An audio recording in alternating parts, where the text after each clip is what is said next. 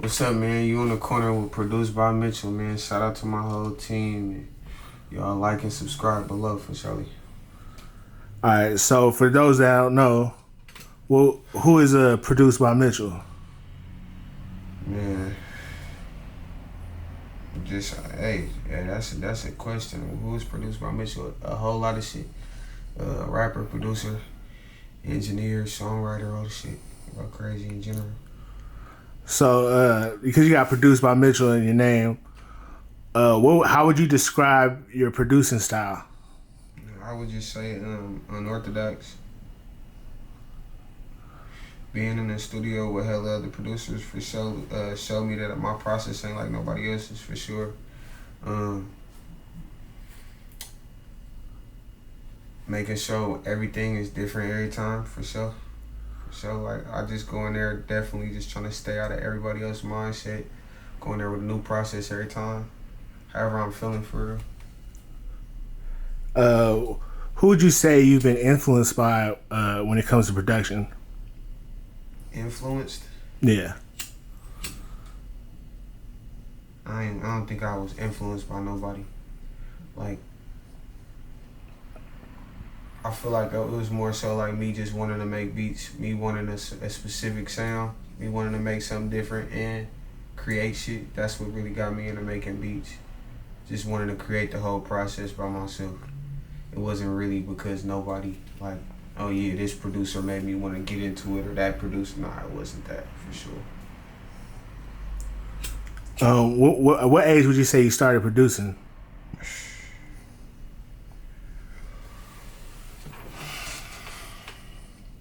Producing or beat making? Either or, when you first started. Beat making? Beat making, I would say like 14, 15. I would say, yeah. Like when I first started making beats. And what did you use first? Like, what was your software you were using to make beats on? Logic. I always was off Logic. Like that. We had Cubase and all that shit, Reason, but I never was making beats off that. The first time I made a beat, it was on Logic, and I stuck to it. Like I tried. I went other places. I know how to use other software, but Logic my bread and butter though. What would you say the advantages for using Logic? Just being able to do everything at once. Like I don't like having to bounce software or go to another program and do this and go to another program and have hella presets. It's plain and simple on Logic. It's plain and simple. All right. So is this a fair question to ask producers? Are you more like of a guy that puts loops together, or are you like a true creator where you're making everything from scratch? Everybody say I'm the sample king and shit. Nah, I don't know. That's just what I be hearing. I don't really be hearing from other producers.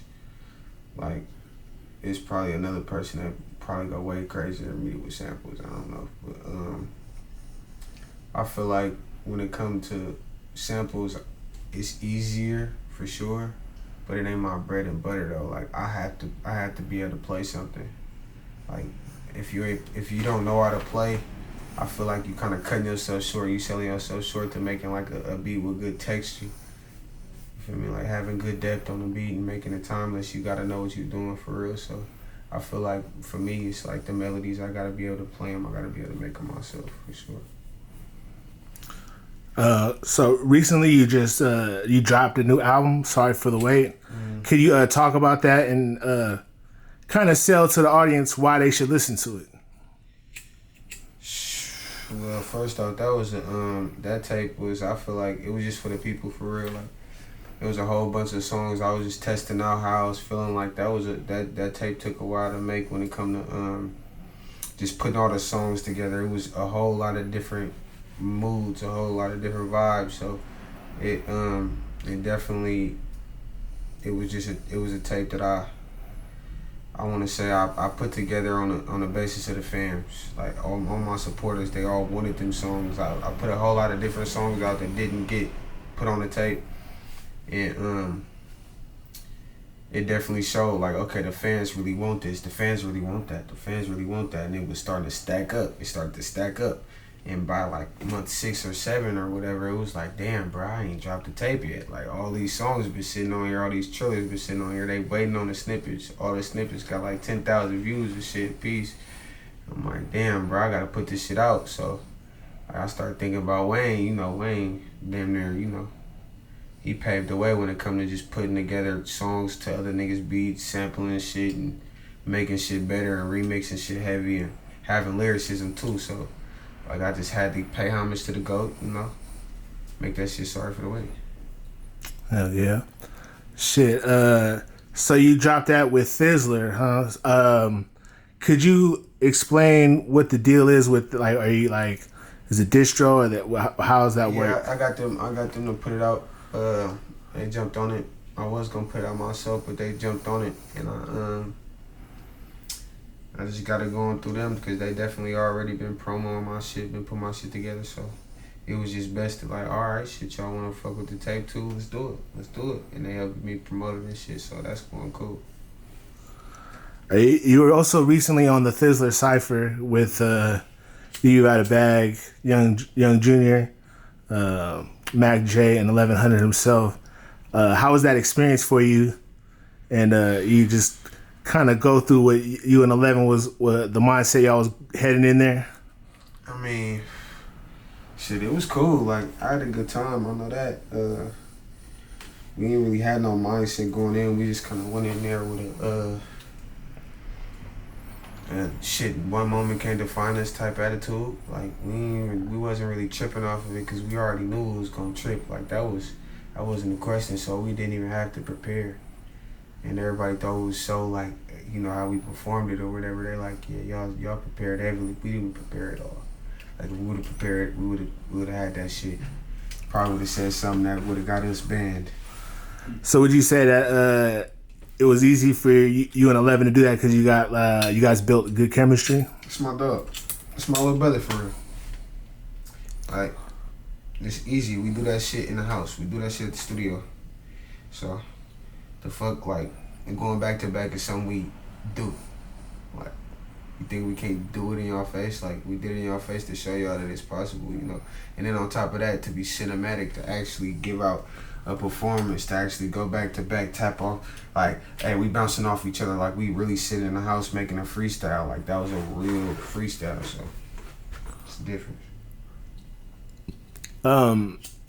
So how did you so you guys did the back to back on the Cypher, and you guys obviously go back to back in your 4-part story series. Exactly.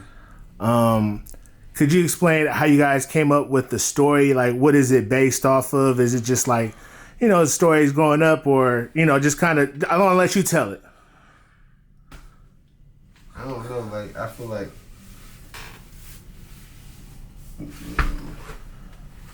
in the kindest words, like, that shit is a story. You feel me?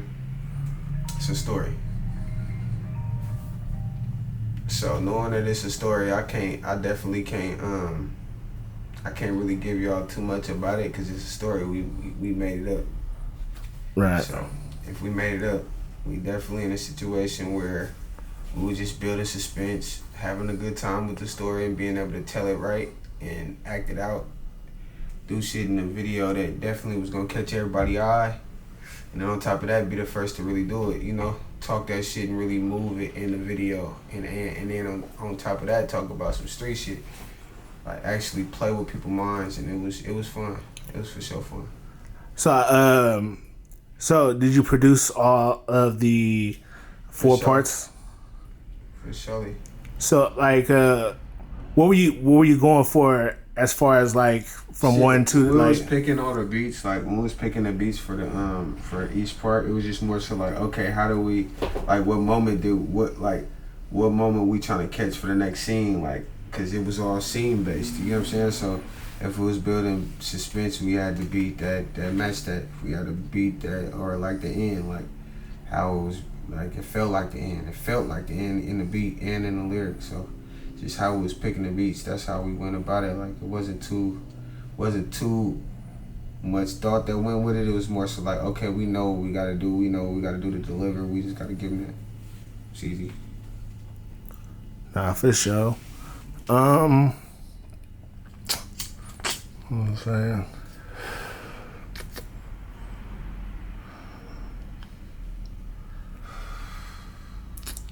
Do you, has anybody asked to work with you, and as far as collaboration, and is there anybody that you would want to work with? There's a couple people I'm gonna work with for sure. I be reaching out and shit. Like I don't got no problem reaching out with people that I be wanting to work with and shit.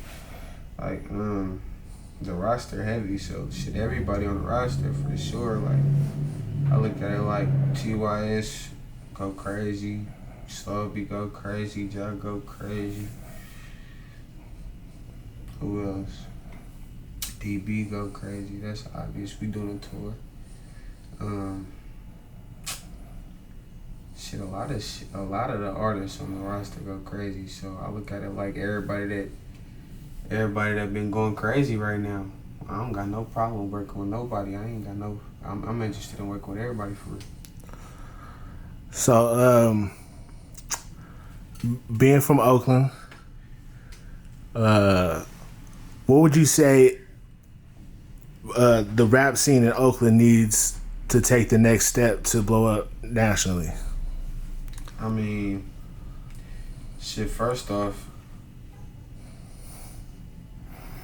we need to be making worldly music, you feel me? Like, and knowing what worldly music is. Like, we so boxed in, we so stuck in the Bay Area sound that it kind of like fucked our movement up in a way. Cause the music that is big is kind of outdated, if that makes sense. Like, explain how do you mean? What do you mean by outdated? Like basically the songs that do be hitting the radio. I don't know if people be noticing. Like this is the big Clyde the Mac thing. Like how he was saying, like the hyphy movement kind of like fucked it up for the people in the future. It's like, okay, once people accepted that the hyphy movement was a sound, it kind of like made for people to chase that in a way. Like they chase it to get on the radio to get popular, not knowing that like everybody around the world look at that as like a dead ass sound now. If you get what I'm saying, like if you go to Atlanta or you go to New York, you're not gonna hear that music. You're not gonna hear no Bay Area niggas getting slapped at all. Just off the fact that the music that is popular, the people that are popular in the Bay Area, they music don't really get the traction that people would think it get everywhere else. It's kind of like only in the West Coast areas or where they legendary at. You get what I'm saying? Their fan bases. But if they don't really got the sound that is worldly, it's never gonna catch. And we kind of stuck in that era of shit. Just we looping the same sound over and over and over and over again. We looping that shit. And a lot of people making real good music, but we kind of overshadowed by this ain't the Bay Area sound, and like who wants to still be making that sound? Yeah. So, what do you feel about people saying Oakland sounding like Detroit? Would you agree with that? Shit, Detroit will tell you that you go to Detroit, they probably say like Detroit niggas sound like Oakland niggas. Do you know? Have you ever been to Detroit? Nah, I feel that. I've been to Detroit before, but I'm talking about the people. Yeah. You feel me? That has the people that swear we sound like Detroit niggas. Swear, like, yeah, I know what's going on. Duh. Everybody sound like Y. All the young niggas that sound like Y and J right now. All the young niggas that sound like Rio right now. All the young niggas, they do that. Come on, bro. It's niggas in Oakland trying to sound like fucking Pooh Shiesty right now. It's just what people do when they hear a popular sound. They want to get with it. But check my resume. That's all I gotta say about the Detroit sound and the Flint sound, whatever. Because if you want to set a setup, just the Flint sound, you out your fucking noodle pack. That's all I'm saying. All right. So, what's next for Mitchell as far as how do you plan on elevating your career and taking what you've succeeded so far and making it bigger? Working. Shit, it's just more so like I'm trying to open up some doors. That's it. Just opening up more doors. Cause I got big plans. It's just I gotta definitely get in the doors and sharpen the tools I need to sharpen and get into the other doors that I'm trying to get into. It's just I gotta make the relationships, build the relationships, and it's like getting people to understand my edge. You get what I'm saying? Like I'm an edgy dude, so it'll be perceived to the natural eye that I'm a fucking thug or I'm like yeah all that, whatever you want to say. But I got a good head on my shoulders. I got a strong team behind me, and then on top of that, I'm like the nigga in charge. So it's like if I'm that dude, it's like I'm not Dame Dash. I'm not none of these dudes that people get turned off by. I'm not none of these dudes. So please respect me as a businessman too. Please respect me as a motherfucker that know what he's talking about, know what he's doing, and willing to learn and have an open mind to where you're not gonna get over it for too long if you're getting over it. So it's like with me being this person, I gotta know it's probably people gonna be turned off just by what the color of my skin, whatever the reason, but you're gonna miss out on a good opportunity because I'm definitely gonna be somewhere, you know. It's not necessarily to say you're gonna miss out because whatever, you might not feel like you missed out, but it's just a situation where I know where I'm gonna be. I can't even really speak on it. It's only for the people that want to be a part of what I got going on, you know.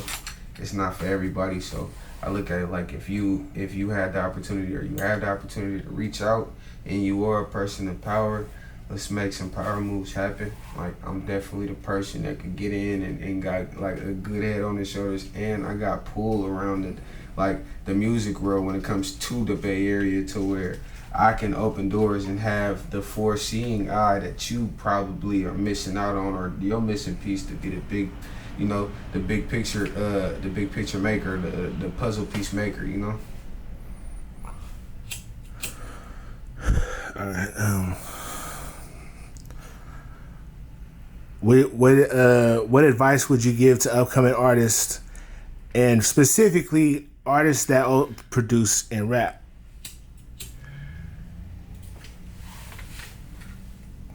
Advice. Don't take advice. Don't take advice. What you got next coming up, man? What could we expect from Mitchell?